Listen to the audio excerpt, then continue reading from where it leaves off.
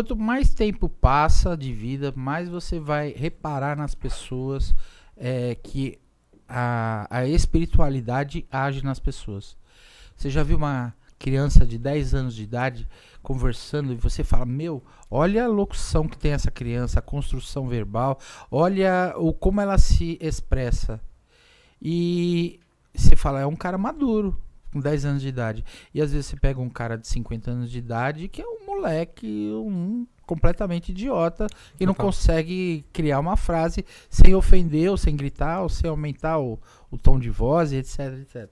A espiritualidade, ela vai mostrando pra gente. Por exemplo, você identifica que aquela criança de 10 anos de idade, ela já teve várias encarnações.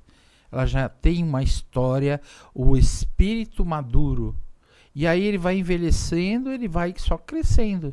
E você vai ver que aquele senhor, ele tem um espírito muito jovem ainda, muito criança, teve poucas encarnações, não passou por uma história. E acaba que a opinião dele, etc., se manifesta em cima da cultura dos outros, né? Fora isso, o controle, né? A coisa mais difícil dentro de uma empresa é procurar um bom gerente. Gerenciar é muito mais difícil do que o peão de pista, né, que eles falam, ou o executivo que estudou para isso, etc, etc, etc. Às vezes alguém que gerencia algo, algum setor, é muito mais difícil do que arrumar, do que você contratar qualquer pessoa para fazer porque o gerente, ele tem que ter aquela visão que você tem, mediando com quem faz ou com quem compra alguma coisa. Então, tudo é uma questão de maturidade. Macumba, como você falou, é um instrumento musical. Macumba, popularmente, é quando você joga uma praga, né? E isso é muito antigo. Eu lembro de episódios falando assim, olha, quando você sair, você leva um casaco porque vai chover. Aí você fala, não vai. Aí você volta ensopado porque a sua mãe jogou uma praga em você. Então pode ser, na linguagem de alguém, isso foi uma macumba, uma praga jogada. Mas tem muito da espiritualidade quando age nisso daí. Quando a macumba, esse feitiço maligno, né? A Umbanda, ela não trabalha com esse tipo de coisa, né? A Umbanda, vamos deixar claro para quem não conhece, a Umbanda é uma religião que acredita em Deus, né? Deus vem em primeiro lugar. E o sentimento de Deus, a gente chama de orixás. Então a gente tem um sentimento de Deus na fé, que a gente chama de Oxalá, né? Se você for num terreiro de Umbanda, você vai ver um Jesus Cristo lá de braço aberto lá. A gente chama isso de sincretismo. Então tem todo um mecanismo de coisas que levam a gente que foi criado dentro de apartamento, dentro do carpete, né, em cima do carpete, a entender a Umbanda de uma outra forma. Umbanda é uma religião da natureza, onde quando a gente está dentro de um terreiro de Umbanda, em cima de uma oficina mecânica, no segundo andar, onde não tem uma plantinha verde em volta, ela mesmo assim acontece. E ela acontece através do canto, das histórias contadas e pela louvação que existe nas igrejas, existe também no nosso terreiro. A louvação a Deus e aos orixás. A minha sessão, né, o meu terreiro, eu começo assim. Eu começo com uma palestra onde eu falo sobre um assunto social. Então eu falo sobre preconceito, várias coisas. Falo sobre a criação de um mecanismo para as pessoas evoluir, aonde você se enxerga na vida hoje, se você só acorda, trabalha e dorme, ou você está fazendo alguma coisa para evoluir. E aí,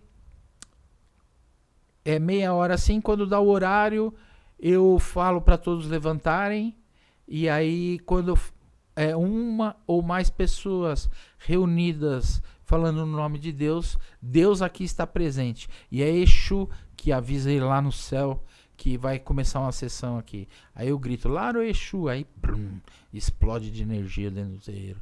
Então, Quem seria Exu? Exu é um orixá. É o Ok. orixá da comunicação. É o orixá do movimento. É o orixá do polo negativo. A gente tem 2 polos, um negativo e um positivo, que é como uma pilha.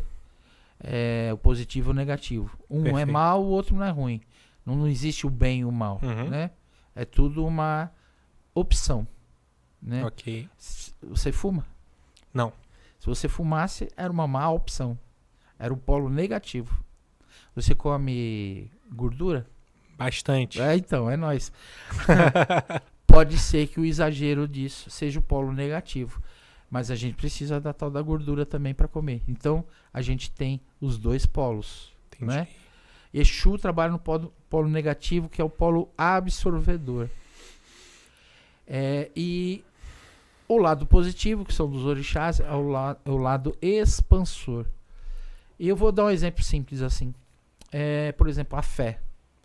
Jesus Cristo, Deus, Krishna, Oxalá, Buda, o nome que for que você coloque, que você aprendeu a falar, ele espalha a potência da fé.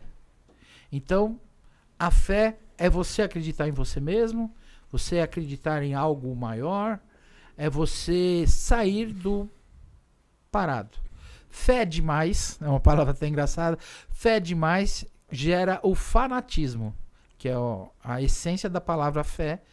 Com muita fé, o fanatismo. Quando você está fanático em algum assunto, você não tem olhos nem ouvidos para mais nada, porque só aquilo é a sua verdade. Só aquilo vai te salvar. Quando você abre os olhos, você começa a ir para o meio da régua. Nem muita fé, nem pouca fé. Que a pouca fé também é horrível. Você não acreditar em nada, você não acredita nem em você, você não acredita em uma força maior, então quer dizer, você está livre para fazer qualquer coisa. O meio, o equilíbrio da força é o ideal. É você acreditar fazendo razão, ao sentido para você. Então você acredita tendo razão naquilo e você não tem medo do que possa acontecer, porque você tem a sua fé equilibrada, né? Então é isso aí, é um contratempo. Faz todo sentido, cara. Interessantíssimo. Uma dúvida que sempre pairou na minha cabeça também é que é muito interessante isso. Eu comecei a ouvir a palavra Umbanda depois de uns 15, 16 anos. Eu nunca conheci como Umbanda. Eu sempre chegou para mim a palavra candomblé. Óbvio que macumba também é uma forma bem pejorativa das pessoas falarem, mas eu achei muito estranho isso, porque eu não chegava até mim essa religião. Sempre que alguém falava não tinha esse sobre... logaritmo ainda, né? Não tinha. Era sempre o candomblé. E qual é a diferença do candomblé para Umbanda? Muito grande. O candomblé também é uma religião brasileira, Ok. também bebe de fontes africanas, né? A Umbanda, ela trabalha com entidades, com a incorporação de entidades. Entidades é tudo aquilo que já viveu. Então, o preto velho, o caboclo, o baiano, o boiadeiro, o herê, tudo aquilo que já viveu em terra, ele já tem uma história. Entendi.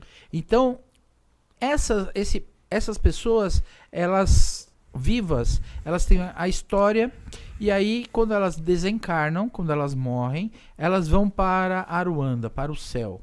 E lá tem o julgamento, tem isso, aquilo. Cabe àquela pessoa voltar para a Terra para terminar de trabalhar, por exemplo, com o arquetipo do preto velho. Então, o preto velho, vamos dizer assim, Pai Joaquim, que é o preto velho que eu trabalho, é o meu preto velho, como a gente fala, né? É meu como se fosse uma relação de pai e filho, de casamento e tal. Então ele é o meu preto velho que a gente trabalha, que eu trabalho. Ele tem tipo um trono assim, e abaixo dele várias pessoas que vêm trabalhar com a mesma forma, com o mesmo nome, com a mesma ideia. Então, como uma faculdade que ensina aquele trejeito, né? Então, pretos velhos vêm trabalhar nessa faixa. São entidades. No candomblé se trabalha com nível orixá. nível celestial. Então são os sentimentos de Deus, e aí eles incorporam os orixás. E aí a forma disso manifestar é diferente porque, por exemplo, na Umbanda, existem várias formas de absorver isso, né? Você tem o desenvolvimento mediúnico, que é um curso que a gente dá lá no Tupa. É o curso de desenvolvimento mediúnico, onde você chega cru, não sabe nada. E aí eu tenho 5 aulas, e nessas 5 aulas eu começo a explicar para você o que você vai sentir. Quando você entra no terreiro, você começa a sentir um arrepio, uma vibração, alguma coisa assim, e aí você sente calor, sente frio, sente emoções. E o cara que tá do seu lado não sente nada, por exemplo. Então começa a explicar o porquê que você sente isso, porquê que o outro sente aquilo, né? E aí começa a desenvolver isso. E aí chega um momento que eu vou chamar a sua ancestralidade, aonde o seu preto velho, o seu caboclo, que às vezes faz parte da sua família espiritual, e às vezes eles se aproximam por afinidade de energia, e aí se manifestam através de você. E você fala em outra língua. Você já ouviu falar disso? Sim, falar sim. em línguas diferentes? Total. Então, e aí você fala em outra língua, fala em outro jeito, tem um jeito diferente de pensar. Vamos dizer, por exemplo, que você está passando uma dificuldade no amor. Seu preto velho vai vir, e vai vir uma pessoa para passar com você, e essa pessoa também está passando por uma dificuldade de amor. E aí o seu preto velho tem uma palavra que sai através de você e serve para os dois, tanto para você quanto para a pessoa que está na sua frente. Isso aqui. E aí ele vai embora. É a evolução de enxergar aquilo. Porque no final, meu irmão, é uma coisa só. A gente vem aqui para uma evolução espiritual. E a evolução espiritual também é uma só. Aprender a não julgar o próximo. Que é aquela parada que fala na Bíblia, né? De amar ao próximo como a si mesmo. Então, em algumas traduções, é se amar e amar ao próximo. Então, quando você se ama, você não julga. Quando você tem problema de orientação sexual, a primeira coisa que estranha é quando tem outra pessoa com uma opção diferente que a sua.